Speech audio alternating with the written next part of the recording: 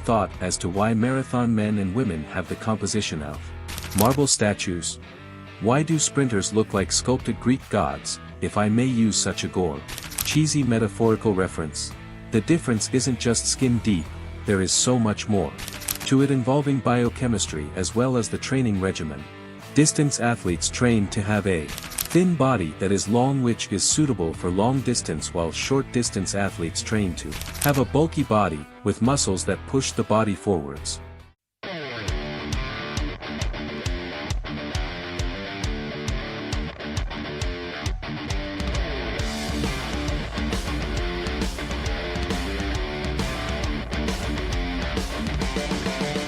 What we mean by exercise, if often associated with endurance exercise, those prolonged, moderate-intensity workouts such as those marathon-style running sessions. Most of these activities involve recruitment of the slow-twitch muscle fibers. These fibers are extremely useful for stamina but do not contribute to muscle mass anywhere as effectively as type 2. Sprinting, of course, recruits fast-twitch muscle fibers, which are responsible for minute power and strength. To my mind, compared to the existing ones, the models are really striking. It is really night and day. Let me also recall the process I went through in sprinting. That is why I was shocked to see a significant gain in muscles after replacing steady-state cardio with HI sprints.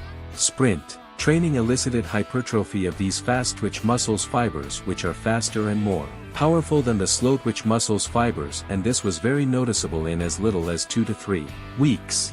And here's the kicker: jogging increases the production of testosterone and the growth hormones. However, to some extent, sprinting can raise GH secretion to as much as 2000%. That's not a typo, 2000%. This frequency of acceleration of growth hormone production dwarfs any other exercise or physical frugality and holds fabulous advantages, for example, life extension, faster recovery from injuries, obesity decay. I have found that for myself, sprinting has been compared to HIIT in a meta-analysis. Indeed, sprinting leads to a 40% greater reduction of body fat. Even more striking, sprinting reduced body fat by 92% more than the long-distance cardio training. Moreover, sprint training is also less time-consuming when compared with HIIT or any steady-state cardio activity, which makes it even more appealing to those who wish to get the best out of their training time. Sprinting isn't just about fat loss and muscle gain, though.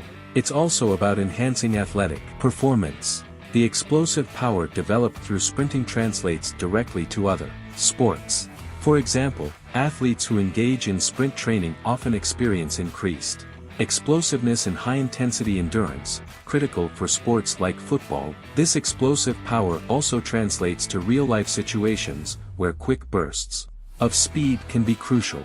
One of the most fascinating aspects of sprinting is how it strengthens the spinal engine, a complex system that transfers kinetic energy between the lower body and the spine.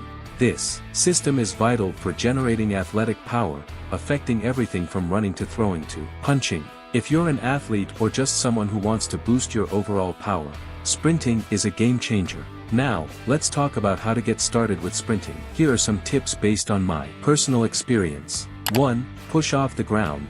When sprinting, imagine you're pushing the ground away from you. This technique activates your posterior chain muscles, the glutes, hamstrings, and calves, which are crucial for speed. It's a bit like you're propelling yourself forward by driving the ground backward. 2. Run tall and drive your knees up. Aim to keep your torso upright and bring your knees up high, ideally parallel to the ground. This helps maximize the firing of your posterior chain muscles and allows for full hip extension, which is essential for optimal sprinting. 3. Stay relaxed. It might seem counterintuitive, but the more relaxed you are, the faster you'll go. Tensing up can actually slow you down. I've found that sprinting at about 90% effort rather than giving it a full 100% often results in better performance, because it allows your body to move more fluidly. If you're looking to take your fitness to the next level, sprint training might be the secret ingredient you need. As someone who has delved deeply into various workout routines, I've found that sprinting, especially when integrated into interval training, offers unparalleled benefits. But what makes sprint training so effective? Let me break it down for you. Sprint interval training (SIT) is a powerhouse workout strategy that maximizes both muscle growth and fat loss. Here's how I typically structure a sprint workout. Start with a 5 to 10 minute jog to get your blood pumping and muscles warmed up. Follow this with some light stretching or mobility exercises to prepare your body for the intense activity ahead. Then, dive into your sprints. I usually do 4 to 6 sprints, each lasting 20 to 30 seconds, with 4 to 5 minutes of rest between them. This rest period is crucial. It allows your body to recover enough to give maximum effort in each sprint. Why SIT can be so good for you is because it really puts your muscles to the test, activating your type IIA and improving your potentially vital aerobic thresholds. 2. Gradually, you have to add more sets of sprints, or change the distances to add challenge or variety to the workout.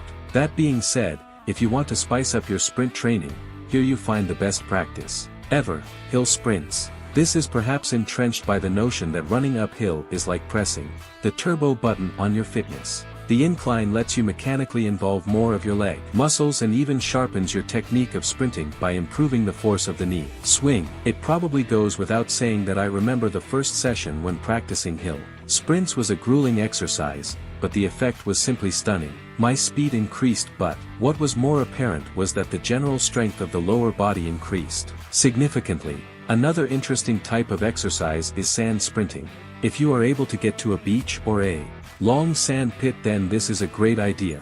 Running at a relatively fast pace on sand engages little muscles in the foot and lower legs that I do not engage at all in a usual running session. It can be very helpful when it comes to developing the ankle and knee muscles in order to avoid common injuries such as sprained ankles or messed up kneecaps. Nevertheless, should you have previous pains in these regions, then be careful when engaging in any of these exercises. Gradually increase the speed because sand running is much different than running on a concrete surface, and the body needs to adjust. Sand sprinting also has a specific advantage in terms of stress on feet. None of this would be possible if you had to work against a hard and unyielding surface, thus the support from the elastic rebound that is common in running is somewhat limited here. This makes your abs, especially the oblique muscles, to strain a lot while trying to keep your spine stable and rotating. For those who crave that chiseled midsection or the construction of a desired core strength for a particular sport,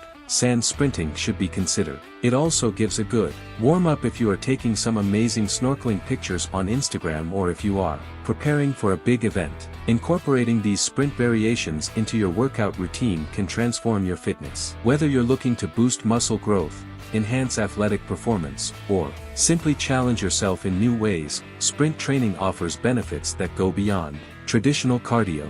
It's a versatile, time-efficient method to elevate your fitness and achieve remarkable results. So, give sprint training a shot and watch how it revolutionizes your workouts. From hill sprints to sand running, the possibilities are endless. Embrace the challenge, enjoy the journey, and remember, sprinting isn't just about speed, it's about pushing your limits and discovering what your body is truly capable of. Keep moving, and I'll catch you in the next workout.